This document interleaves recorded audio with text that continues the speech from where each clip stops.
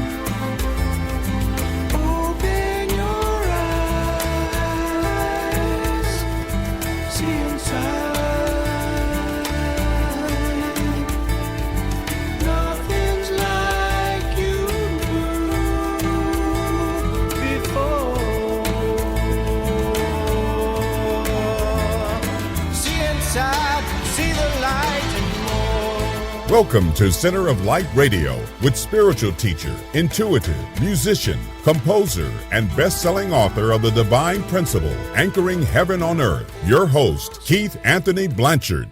Welcome to Center of Light Radio, Center of Divine Unfoldment and Reinforcement. Strap in all ye spiritual astronauts as we launch for inner space. Welcome to the show on this fine Memorial Day, at least here in Memphis, Tennessee. Great weather.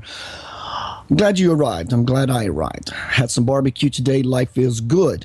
Make sure you visit the Center of Light Radio website, and you can do that by going to centeroflightradio.com. There you will find the archives of my awesome past guests and past shows. And you can also find the archives if you go to YouTube and look up Center of Light Radio. Just do a search in that little window, and it should come up just nicely.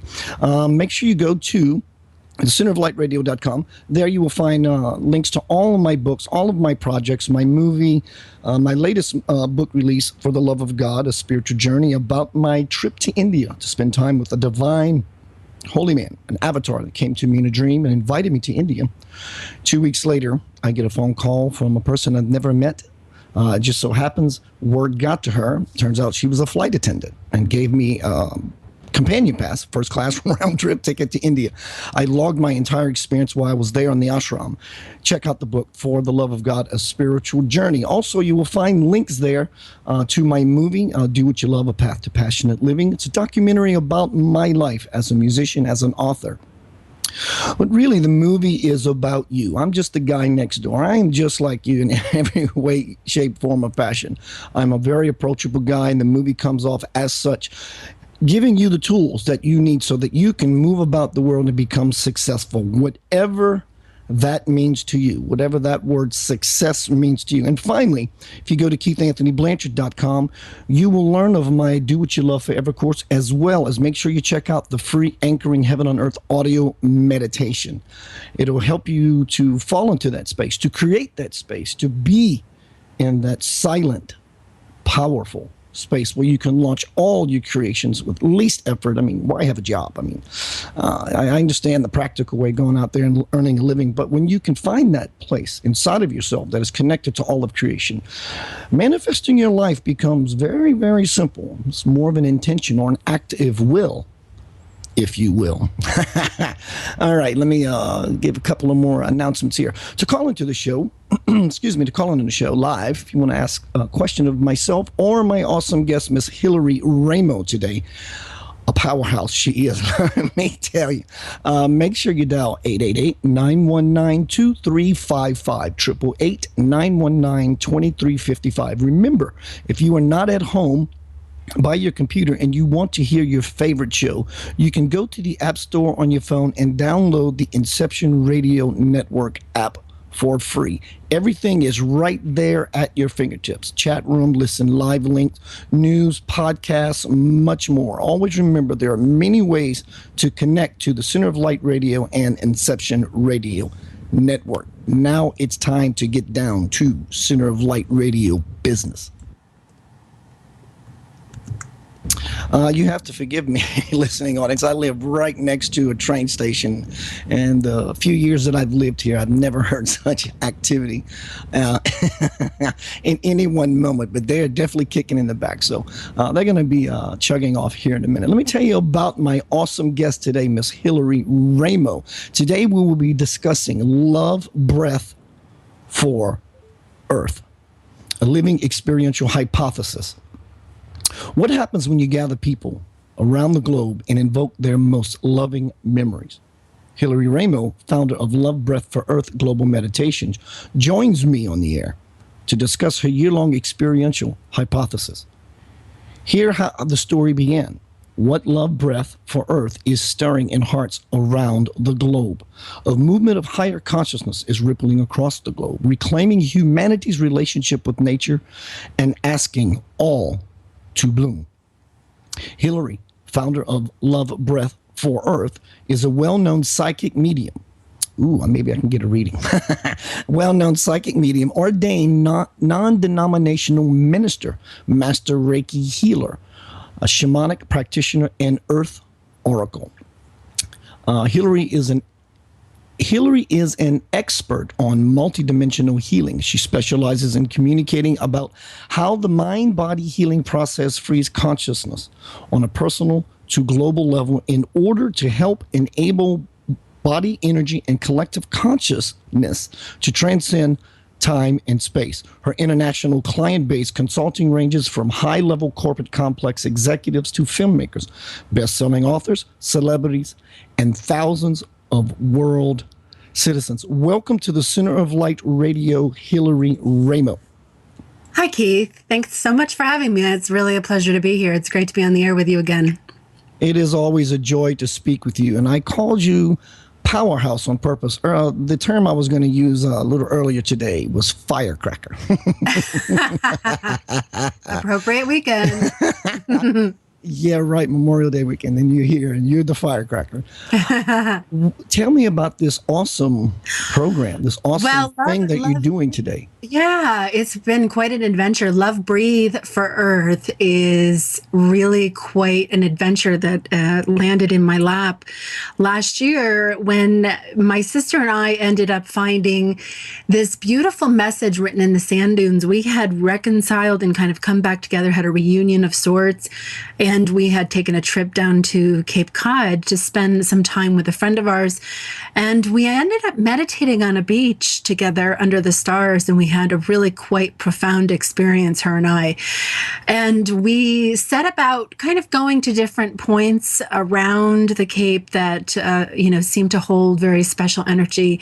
And we practiced meditating together. And being blood sisters, I found that there was an extraordinary thing happening between the two of us as we would sit down and meditate together, that both of our experiences, our senses, the things that we were tuning into were enhanced quite powerfully.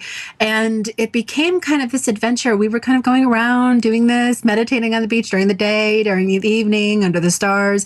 We had a really profound time, and we were both giving each other feedback of sorts. And it was really interesting when one time we finished one of our meditations on the beach, and we walked over the sand dune that we had come from back to our car, and someone had written the two words into the sand. The first word was love. The second word was breathe. So I took a picture of these two words and I said, this is really great. We were like given a message on top of this mound, after we did all this beautiful, blessed meditation work together. And so we had this idea to come up with a global meditation, and we would ask people to show up to love, meaning they invoke their most treasured memories of love. Love, Keith, is different for everybody. We all have a different kind of perspective or concept of what love is. So what we did was we decided to ask each person who participated to just, whatever it means to you, whatever memories you have in your body that, invoke a feeling of love inside of you, whether it be for a partner or a child or a pet, whatever it is, some special experience. We all have something inside of us that has given us a flicker of what that emotion feels like. So Love Breathe for Earth offers each person a chance to sit down consciously wherever they are, whether they're outside in nature or they're in their office cubicle or, wherever they are, they can do it. They just have to sit there and invoke those feelings. What it does is it starts off an interesting chemical process within the human body. We actually change our chemistry when we think about certain things. That's how the foundation of PTSD works. The traumatic memories and experiences that we hold inside of our physical, mental, etheric being, our entire energetic body, invoke these feelings of anxiety and stuff that people would go through for PTSD. Well, we thought, what if we did the opposite? What if we invoked these loving, beautiful memories that we have and we just practice feeling them long enough over and over in our own special way, however we wish to express that. And we give the body a chance to really let that chemical infusion set in. And if we practice that feeling long enough, we begin to kind of breathe in and breathe out the sacred breath of life. And we actually exhale this really pure form of, I call it blessed kind of carbon dioxide out into our environment. Lovely. That works with the plants. And the plants, I always tell people, if you can go outside and work with the natural environment, do this. At least try it. Do it if you can.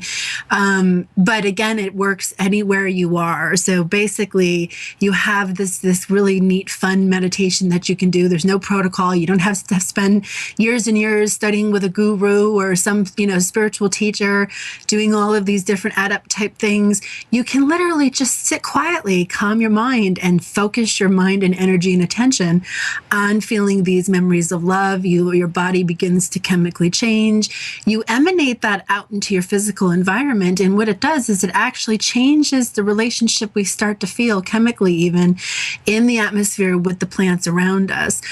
This has been pretty much proven over the course of time scientifically, where a lot of studies have been done that human emotion, interaction, thought energy, that type of stuff can actually stimulate or inhibit growth within plants.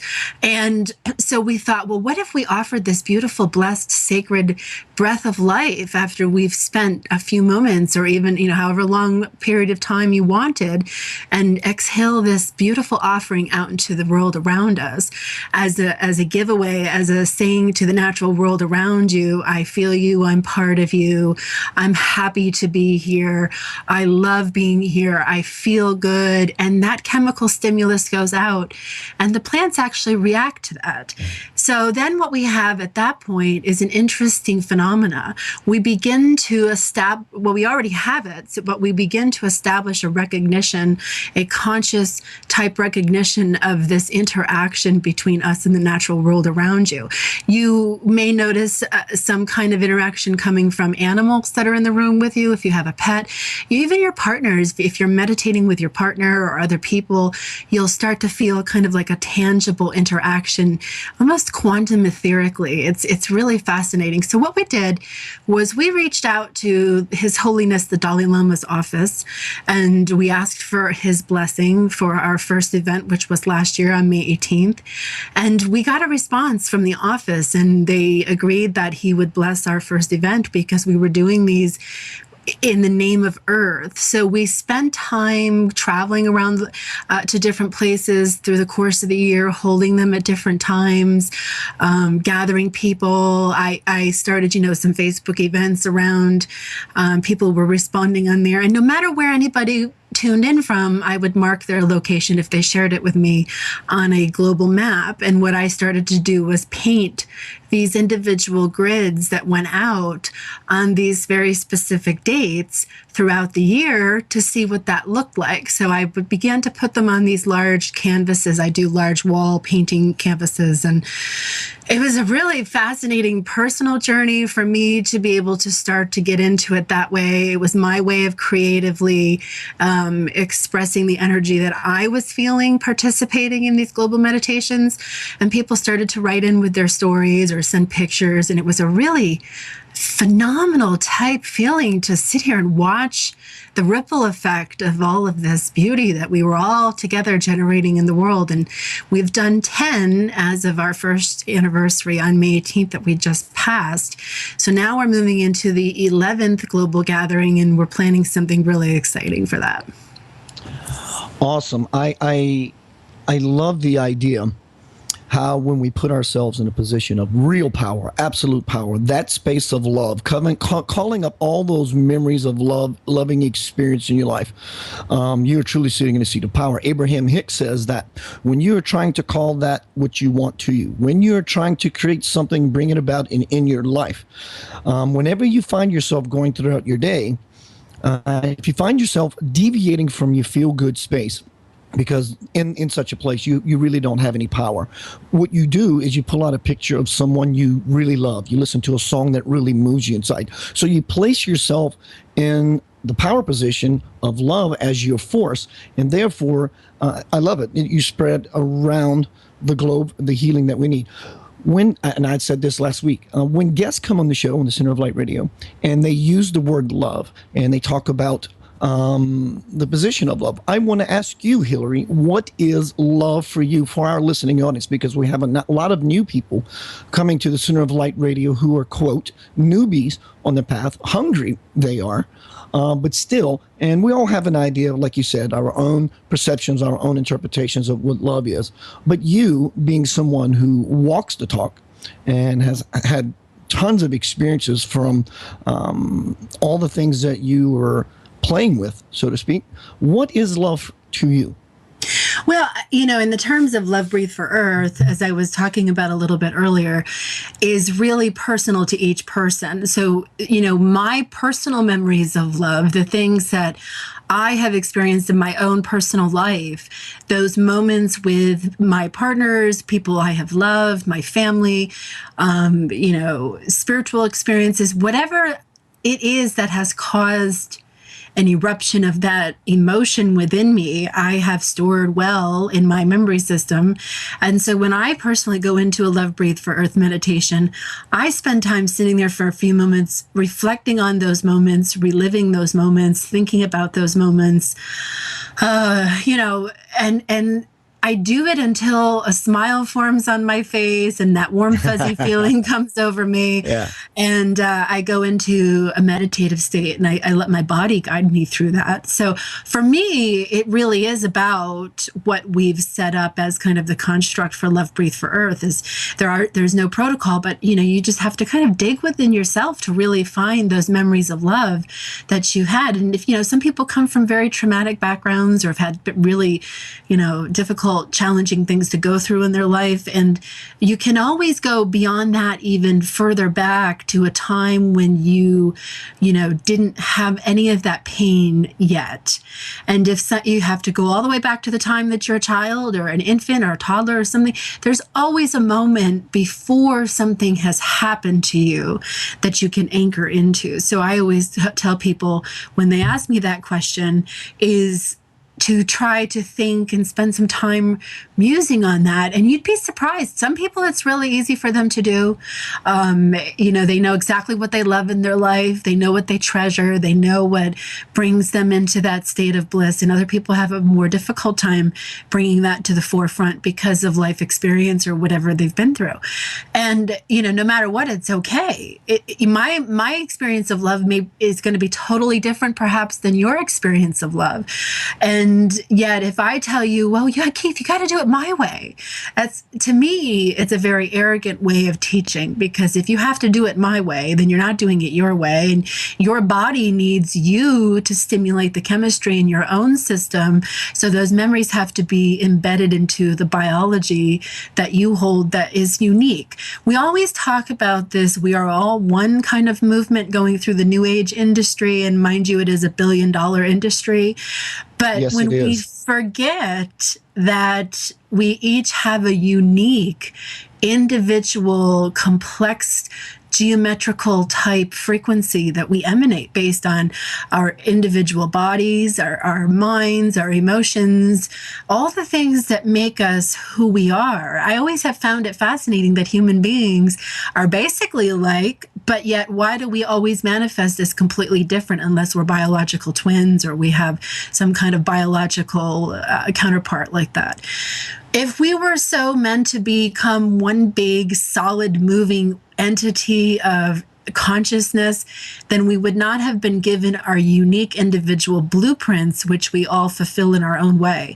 So we each bring a unique vibration to the harmonic scale of this world called, higher consciousness. And the better we are at fine-tuning that individual frequency within ourselves, then the more effective we are in drawing that to, that peace to us, or that feeling of whatever it is we're looking for. Because what I'm looking for is not going to be what you're looking for, or vice versa necessarily. We all have these individual fates and destinies, and we're all on a path of our own.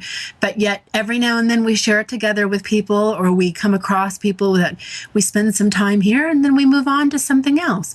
There is always a reason why. We never stay put in one situation for too long. We always have to change it, either dynamically or literally. There's always some kind of element that we need to have filtering through our experiences.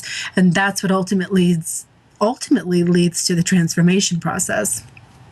Yeah, and we do have individual wants, individual paths, but there is a collective path. And I think we all, quote, want the same path collectively, where everyone can have what they want and to be left alone, to be happy, to be blissful, but yet we all share and support each other in our own individual personal experience. And I think that's the prophecy of heaven on earth, is that, you get to do what you want with who you want forever, how long, and nobody ever has anything to say to you about it.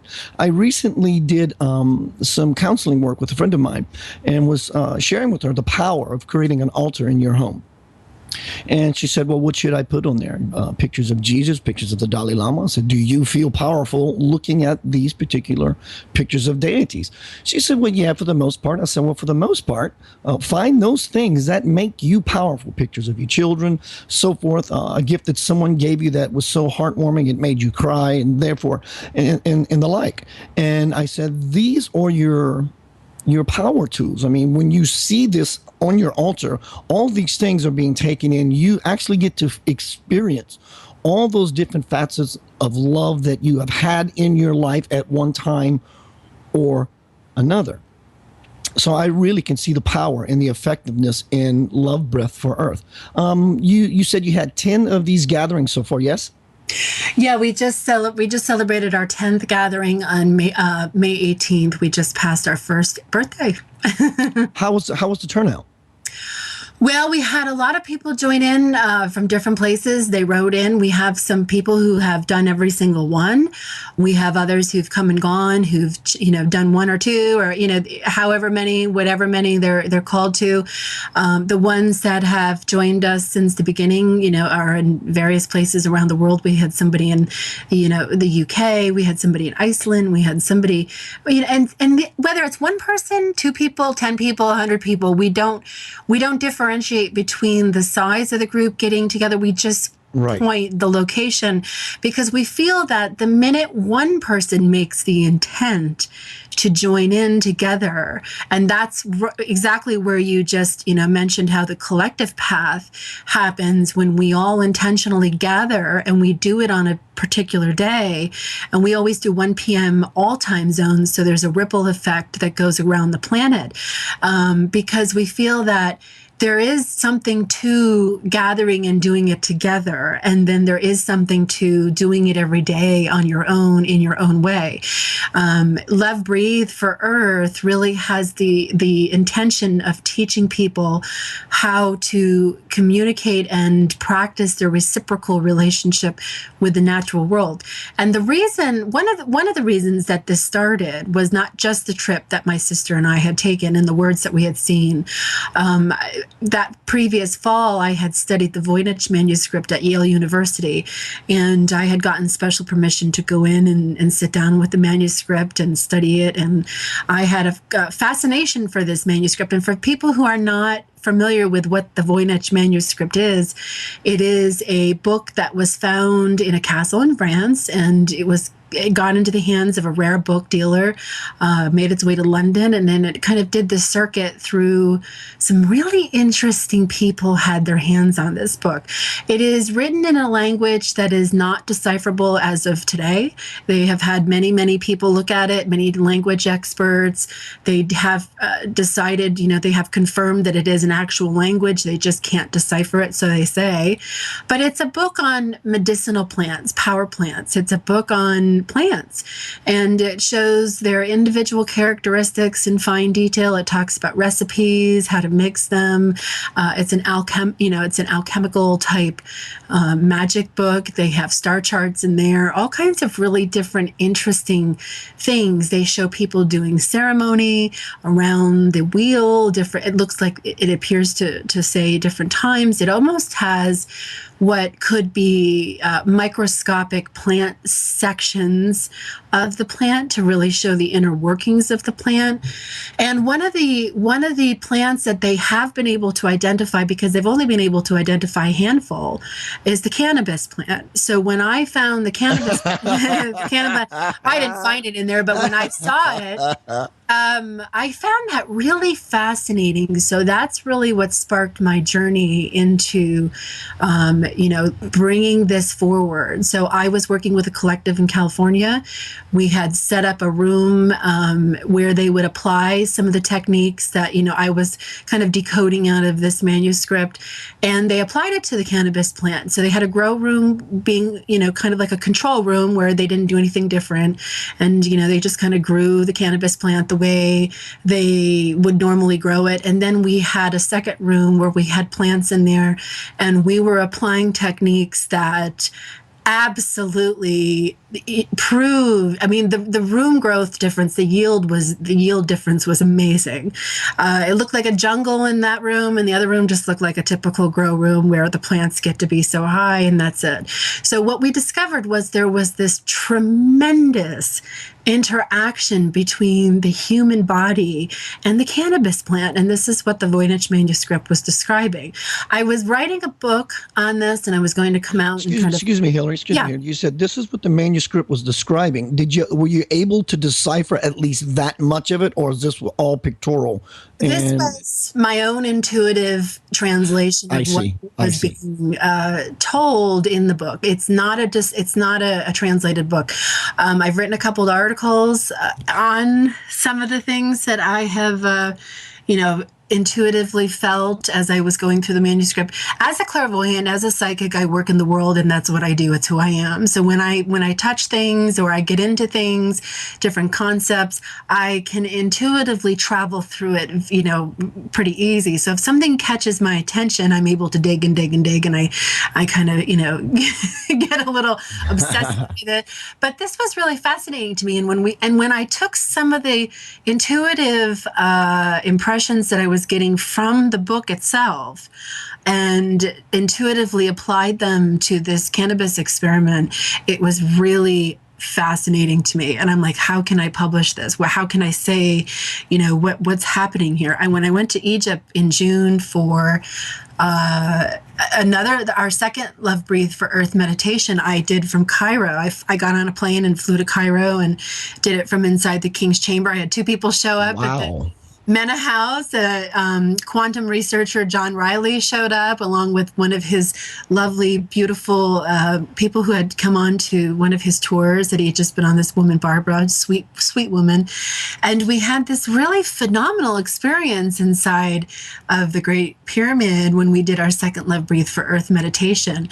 And I had a meeting with somebody who was a cannabis grower in 4 different countries there. And we got into a conversation about what I had been working on with the Voynich manuscript. And he was so fascinated by what I was telling him that he actually started to apply some of the techniques and had taught some of his growers how to do what I was doing, and the feedback has been phenomenal. So I'm trying to figure out a way that I can come out and really do this. And I think the best thing for me to do with this information is just to kind of teach it, one-on-one, and talk to people who actually grow and kind of do it that way instead of do a book and put it all out there for everybody. Because once you start to activate the entire plant of cannabis, you begin to create a kind of evolved consciousness within the plant.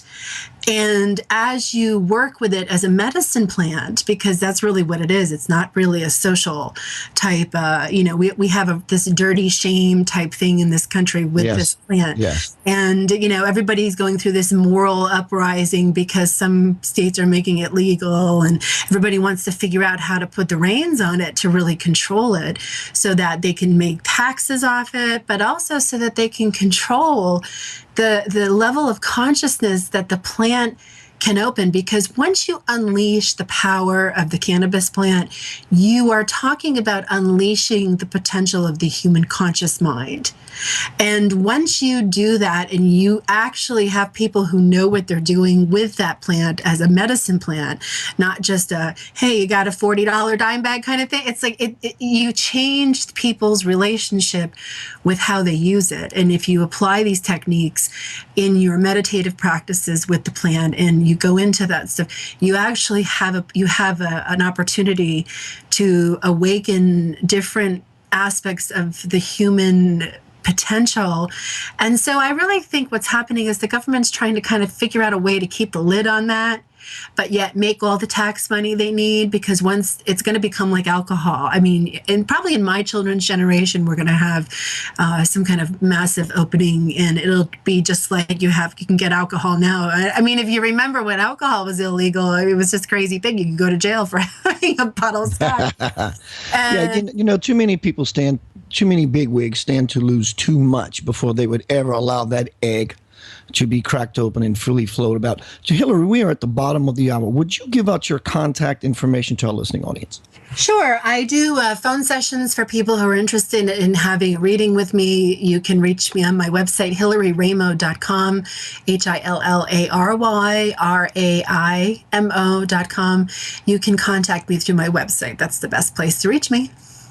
Has this manuscript been guesstimated of a date? Has it been carbon dated? Is there any speculation? Who brought this thing here?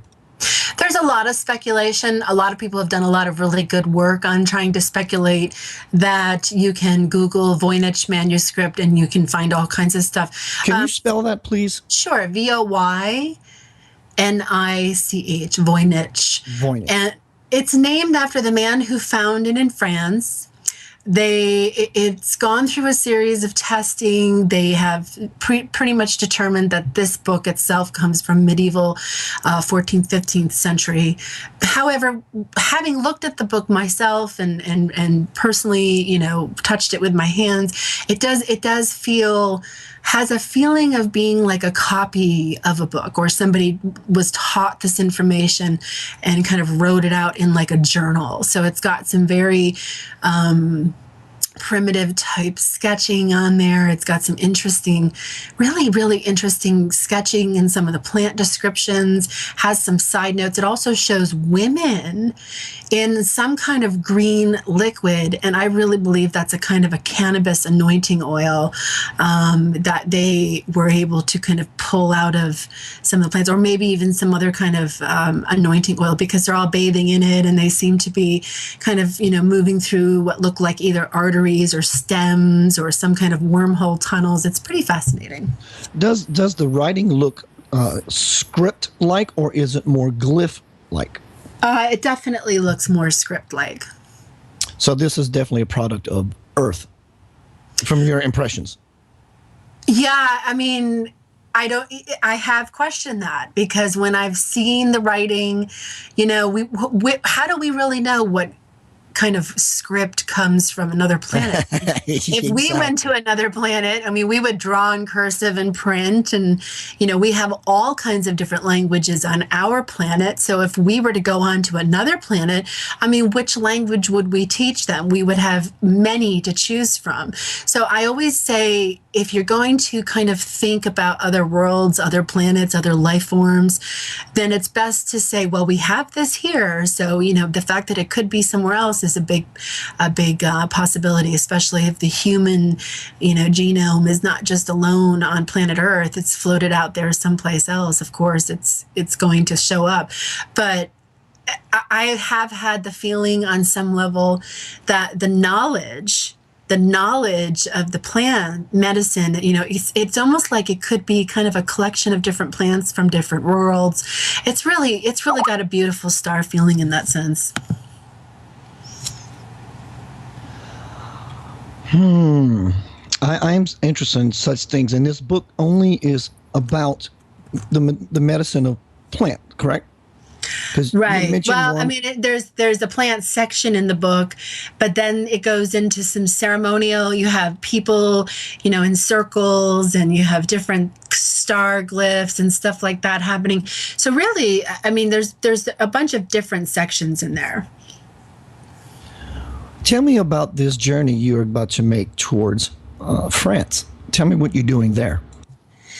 Oh, I leave a week from today. I'll be on the... Can I go? Oh, I just strapped my mic. Sorry. The sound guy's going to be mad at me.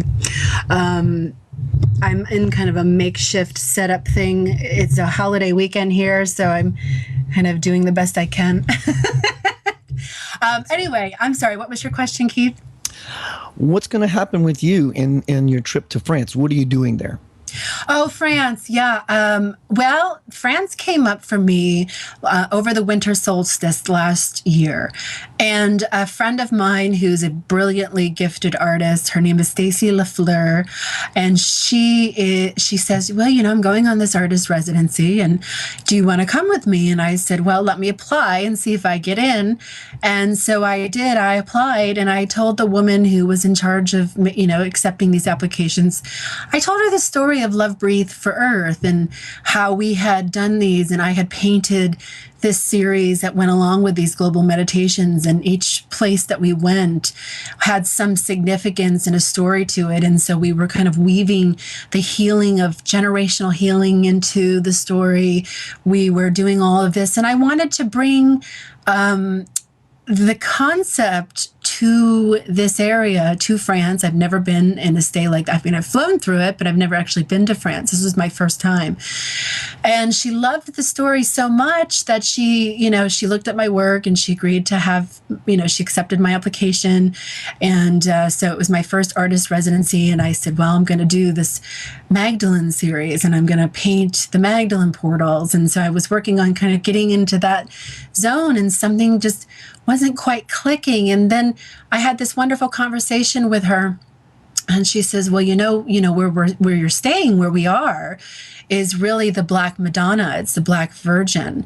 And she was really rampant here, and Magdalene was more south. But some people believe the Magdalene was actually depicted as the Black Madonna as her story evolved. So there's some schools of thought that say the Black Madonna, the Black Virgin, and Magdalene were the same person, that it was a story that evolved. And some people don't agree with that. So I'm interested to see the sites for myself, because I've never experienced them before, and to feel that, and then to do a Love Breathe for Earth meditation from France, and have us anchored there at some of the Black Madonna sites, and see what shows up in the world. So we also track, after we have our meditations, we track some of the current headlines, we watch the weather patterns, we see what kind of shifts might take place, and it's really interesting. So we've spent the last year doing a living experiential hypothesis to my previous work with the Voynich manuscript. I said, well, what happens if I take some of the concepts that I've discovered with the cannabis plant and I apply them on a big scale, and people go out and start working with the woods, or they start working with the flowers in their backyard, or they start working with all plants, And what's happened is we have had a lot of feedback from people, sharing all kinds of really beautiful stories. And you can go to Love Breathe for Earth on Facebook and join our community and share your stories and your pictures. We have kids doing it. So it's really exciting. So I have this France, this moment in time coming up where I'm going to immerse myself into those energies and see where it takes us. Last year, after we did Cairo, there were people anchored all over the world, and I was in Cairo. We went to Louisiana in August to work with the swamps. Woohoo! My home. Yeah, well, the swamps hold the largest fungi, and the fungi in the swamps is considered the internet, information highway of the plant system. So when you go into the swamps, fungi is actually what's been discovered to be in the ground that help plants communicate with one another. It's a gateway type plant that really helps to get the point across, to share that and to do that. So we went into the heart of Louisiana swamps. My sister and our dear friend Stacy, and we went into the swamps and did this amazing meditation. And then we moved forward into October. And October, we went and did it at the 9/11 Memorial, and we had one of our largest gatherings to date. And I had stayed in Nikola Tesla's room and started 2 canvases in his room. Wow. Prior to going to the meditation the following day. And we took a water sample to the 9/11 Memorial that we held and prayed with as we all connected around the world. And we sent that off to Dr. Masaru Emoto's laboratories in Japan to have the water crystalline molecule photographed. Did you get any feedback yet? Any results? Oh yeah, it was published. We published the image last fall, so people can go to my Facebook and find it, or etherforce.com has published an article about it. So we had this beautiful water molecule crystalline structure photographed after the 9/11 Memorial meditation. And, we moved forward into the year. We did another one, and then we went to Sandy Hook. We went to Newtown and got another water sample. So, and that wasn't a Love Breathe Earth meditation when we went to Sandy Hook. It was more of a personal decision for me to face, and this is probably a whole nother segment we could talk about. I'm kind of rushing through it because I know we're kind of limited for time. But the Sandy Hook water, there was a creek that ran through the woods that was very close to the Sandy Hook Elementary School. If some of you remember back in 2012, we had, this awful tragedy happen where these 20 kids were, killed in a school shooting. Adam Lanza was supposedly the one who did it. And it made news headlines all the way around the world. Well, I had this thought, and my thought was, well, what if we did the 9/11 Memorial, and that was basically a current event, headline type event that has affected people one way or another, because we all know what it is. And so my thought process, my experiment process with that was, what does that look like when we have an event that people tune into on a conscious level, somehow emotionally or mentally? What does that look like in the crystalline structure of the water? And is there a theme? If we have something like Sandy Hook happen and people continuously tune in energetically, how does that affect the land? How does that affect the water? How does that affect the area? So based on Dr. Masaru Emoto's work, and for anybody who's not familiar with him, he has now passed away. He died. We were one of the last experiments in the fall that his laboratories did before he died. And his son has taken over his work now and continues it. But Hidden Messages in Water is one of my personal favorite books that he's written. So I highly suggest you can start there. And his work is based on, analyzing the water molecule structure of water that runs through like very polluted cities versus pristine springs. And so I can't get into all of it for him, but I highly recommend anybody who's interested to go online and do their own research. Well worth your time. So I wanted to look at these current events that, get stuck in people's minds, or, kind of reverberate through from generation to generation, because we talk about it with our children. We talk about it with our friends. It's something that might come up. Oh, wasn't that a horrible thing? What happens right then and there when you have that thought? I believe that we are so connected that the minute we put any energy or thought into anything, it's felt someplace. It shows up somewhere. And so I wanted to see what the Sandy Hook water looked like without any meditation, without any prayer work done on it. So it was collected and sent off to Japan, and we're going to take a look at the report's on its way back to me now. We're going to see what that crystalline structure is. It pristine? Has the land healed? Has humankind's, have our prayers that we send and the prayer work that we do and when we have something like this tragically happen in our mainstream media and it goes around the world and ripple effects everywhere? Or does it need a prayer work? Do we need to have a love breathe earth meditation and take the water and, pray over it and then pour it back into it? And symbolically and scientifically, it's kind of where those two worlds collide, because we have proof through Dr. Masaru Emoto's work that our intention and our consciousness for sure affects the crystalline structure of water. So it also would then therefore show us that our thoughts and our emotions that we feel on a regular day-to-day basis affect the water in our body. So what is your water crystalline structure look like inside of you? How does your emotions and your thoughts change the crystalline structure of the water molecule in you? So this has been kind of my own thing that moves. I've been moving into this too. So we're excited. We're waiting for that to come back too. So that's in the works now. You had mentioned just a brief ago about being in South Louisiana and how all of the plant life there, all the fungi and all the cypress trees and all the swamp, they in South Louisiana, in the saltwater areas, they have what's called flottant. And what flottant is basically an island of mud and grass. It's not so solid. It does have some sinking factor to it. But when you go out into the swamp, you have all the cypress trees. Either way, when I used to go fishing with my father out into South Louisiana, everything is so interconnected. Like you said, it's like the internet.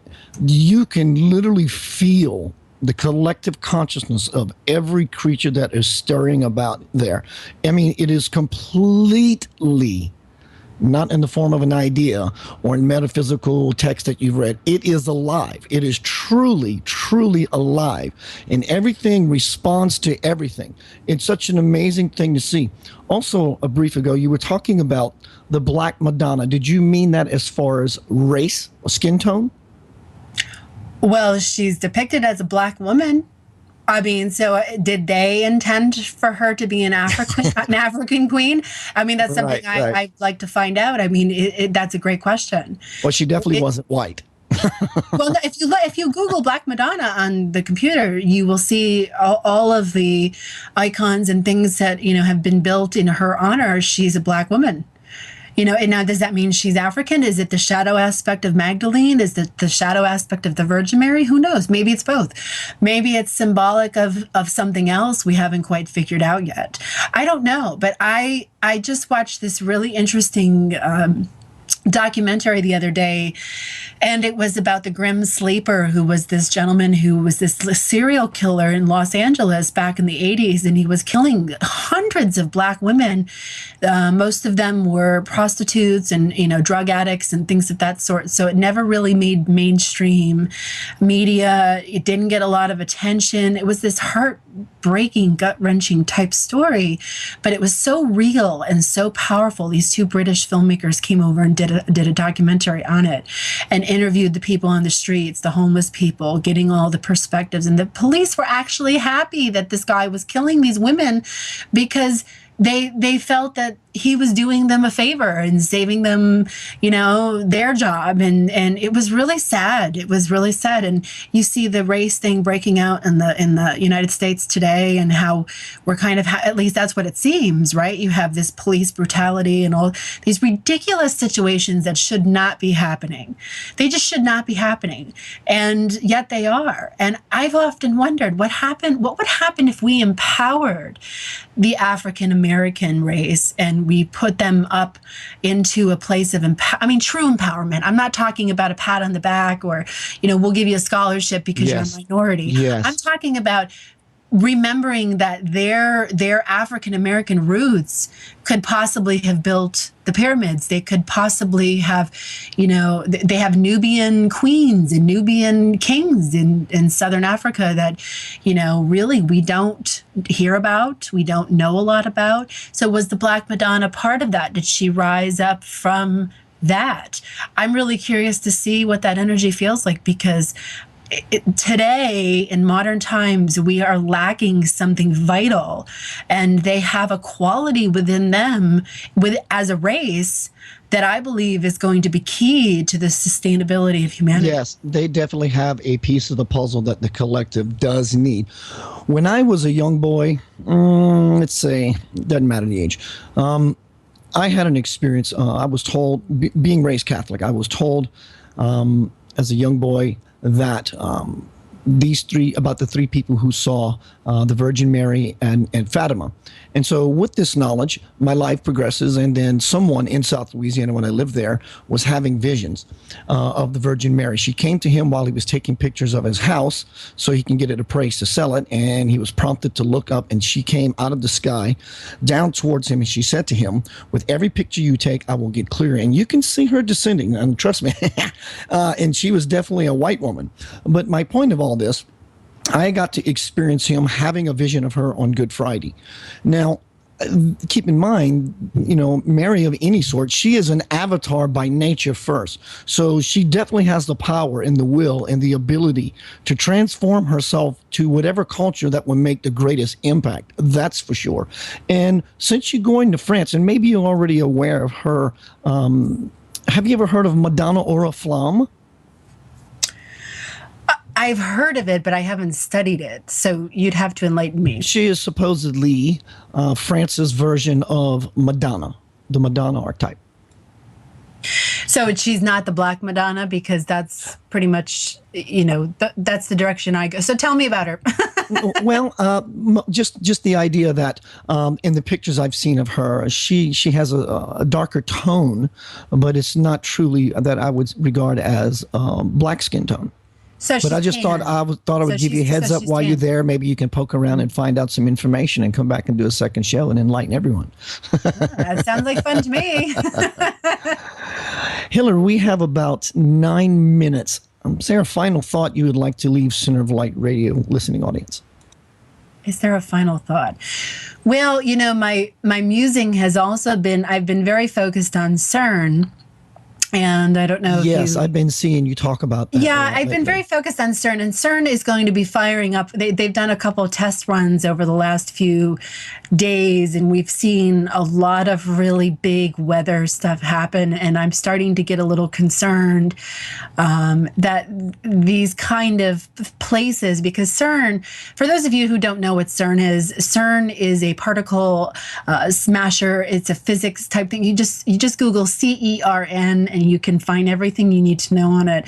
But it's not the only one in the world. They have one in Romania. China is now trying to build the largest one, of course, outdo everybody. And it gets to a point where you have to ask yourself, what are these really for? Why do we have so many? United States just became a member state for CERN. For a long time, they've been an observer status. Within the last couple of weeks, they've just signed, so has Turkey. They've both become member states for CERN in Switzerland. Since I'm going to be so close, I'll be in France when they actually fire up their experiments full power for the first time since they have taken a break in the last 2 years, and they've also powered up. So now that they're doing it at a much higher level of power. I mean, they have openly gone on record to say that they're looking to open other dimensions, that they're trying to find the existence of parallel universes and other dimensions. But what I don't think they're really ready for is the impact that kind of power up is going to have on the planet. When they fired up with the practice runs, we saw the Nepal earthquake happen. And then the Nepal earthquake happened again. And then we had the entire west coast of the United States. We saw an earthquake activity increase all the way from up in Canada down through Lake Baja. So we had some really interesting statistics pop up, and I track that. I have people I know people who track that as well. So we all kind of converge together and compare notes, and which is really important. So if you're one of those people out there and you have a hobby of doing that, find someone else who does too, and start comparing notes, because what's happening right now, the planet has a reset button. She's going to take care of herself no matter what happens, and Agreed. life goes on. Totally agreed. So my thought for closing, really, Keith, is that we have a real responsibility to be accountable right now, and we have to really change the direction of our proceeding with the way we have culture set up now. We're kind of like running out of time in some sense, but without going into the doom and gloom of that, we just have to start enjoying life more. We have to start being happier people, more healthy, more enlightened, more responsible, more accountable. And, the minute we start to heal those things between us that make so much conflict and divide is the minute we're going to start saving this planet, so that we can be a part of it, because otherwise we're not going to be a part of it anymore. It's just going to shake us off. Right now would be a great time to implement Love Breath for Earth, considering the possibility of what people are thinking could be happening to California and the West Coast at this point. They're saying the planetary alignments with their massive tug is, in quote, a perfect place for some of these faults to begin to give. And so Love Breath for Earth would be a great way to ensure that we stay stable as a nation in a geographical way. That's for sure. Yeah, and that's the vision. Is if everybody did this, and practiced this, and worked with the plants, and they could see the work that we've done over the last year, and some of the observations that we've made with the natural world, and especially, the cannabis plant was like the foundation of that, the work that we were doing with that. And I just really believe that the chemicals the plants then give off would be a chain reaction, and we would start to see something happen. But, that happening might be a rebalance, because we might be signaling to the natural world that we need to rebalance. And she's going to rebalance whether we like it or not, whether we're doing it or not. That's what she does. That's her specialty. She has had millions and zillions of years of practicing evolution. And so her system is foolproof. One way or the other, life continues. And we are also part of a bigger cycle that's not just planetary. We're bigger. We're part of a galaxy. We're part of a sun system. We're part of our spot in the universe. And so when we start to think in a cosmic perspective versus a self-centered perspective, or just thinking about me and this other person, or me and you and me and the five of us, we really need to start expanding our awareness into seeing what are the odds that we have all incarnated on this planet right now at this time. When you think of the vast scale of really what life is, what are the odds that you and I are here, that you and your sound guy are here, that, you, me, and everybody listening? God, that's pretty special to me. Why would I want to annihilate you or hurt you, or, and why would you want to do that to me? We got to get over our stuff. So the question would become, why are we here? Not because we're bored. There's a calling, there's a prompting inside of myself, inside of you, inside of the production team, inside of all those. Why are we moving down this path? Why are we not only moving down the path, why are we passionately, sincerely moving down this path? And it's like, I cannot rest until I complete my mission. Whatever that mission may be, whatever time you decide you're going to check out on the planet, it's like you cannot deflect from the direction of the work you're doing. Would you agree with that? Yeah, I would agree with that. And I would also say to that, we're in this form for a finite amount of time. So we're not in this form eternally, but we're in this form now. So we need to stop the message that our body doesn't matter, which is rampant in the New Age industry, that our body doesn't matter, that we are spirit and the body does matter. The form we are in does matter. The chemistry we produce inside of us does matter. We are actually living human kind of antennas to give the frequency and vibration. We're born to love. We're not born to hate and want to kill each other. We're conditioned to do that. We have a society that conditions us to cause suffering and have suffering. But when we're born, you see any child healed, who hasn't hit that pain moment yet, and their hearts are open, they're trusting, their imagination is free. They don't see strangers as dangerous, they see them as an adventure. Let me get to know you. And we have become masters at shutting that down so that we can compete and compare and continue on in that way. Right. Separate, judge, mislead. One of the greatest spiritual teachers that I've been following for years says that you must not take your human birth for granted, for it is through human birth that God can only be realized. But every other being in the universe aspires to humanhood. That's pretty profound. It tells you the value, the worth of your life, what you are here to do, what you can do while you are here. And you can't fail. There's no way to fail. The universe, God, the fact that you're here, there was never an intention impregnated in you for failure. I think through intention, will, desire, action, there's so much energy, light encrypted in simple expressions. Love, breath for earth. It's such a powerful idea, and I really applaud you and your work, Hillary.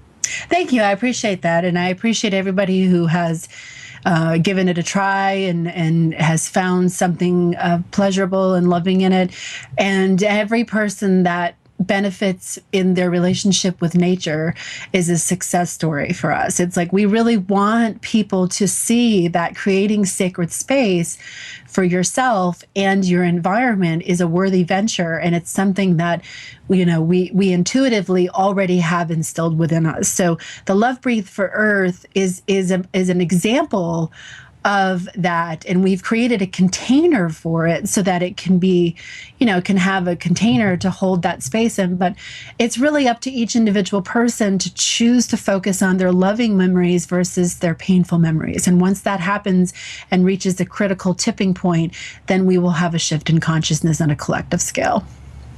Hillary, give out your contact information once more, please. HillaryRaimo.com. I also have a blog called The Yin Factor, Y-I-N Factor. I do the Intuitive Matrix with Betsy Peerless. You can Google all of that. It's all on my website too. So that's the best way to get a hold of me. Hillary, thank you for joining me on Center of Light Radio. That door swings open to you anytime. I'd love you to come back and tell me about I'll come back from France. I would love to share the story of the Sandy Hook water crystal with you, Keith. We can talk about that on the air, and I'll have lots of stories from France, so let's do it. Have a safe journey and take in a lot so you can come back and enlighten us all. Thank you so much. Take care, everyone. Oh, wow. What a powerful show. And she is a powerhouse. She makes my job as a radio show host very easy. I really often, when I interview her, I don't have any questions to ask, because every time I go to ask a question, she's already forcing out the answer. So my silence on the radio show is just amazing. So it gives me the opportunity just to sit back like everyone else and just absorb and take it all in like a sponge. Keith Anthony Blanchardd here, your host of Center of Light Radio. Go to centeroflightradio.com for all things Keith Anthony Blanchardd. Archives, but you can also go to YouTube and look up Center of Light Radio to get archives of the audio bites, but also there's some video motion. Also, Inception Radio has the archive of Center of Light Radio there in YouTube as well. Go to Inception Radio for all your enlightening needs. What a fantastic show. My guest next week is going to be Laura Watson. She is amazing, absolutely amazing. And the guests that will be coming on the show, I promise you, it is my promise to you, they will always have something magical and powerful for you. We're going to be talking about angels. She does angel readings on the air. She does everything angels and much, much more. It's going to be an amazing show. Always remember, when you go to bed at night and you're laying there doing nothing, you might as well do something and nothing together. Take those breaths, those magical intentful breaths, to connect that to all that is good, to connect to your perfect being self, your authentic self. Breathe in. Remember, as you take that breath, who you really are lies just behind the breath. Do enough breath and you will know that to be so. Always remember, ease into bliss.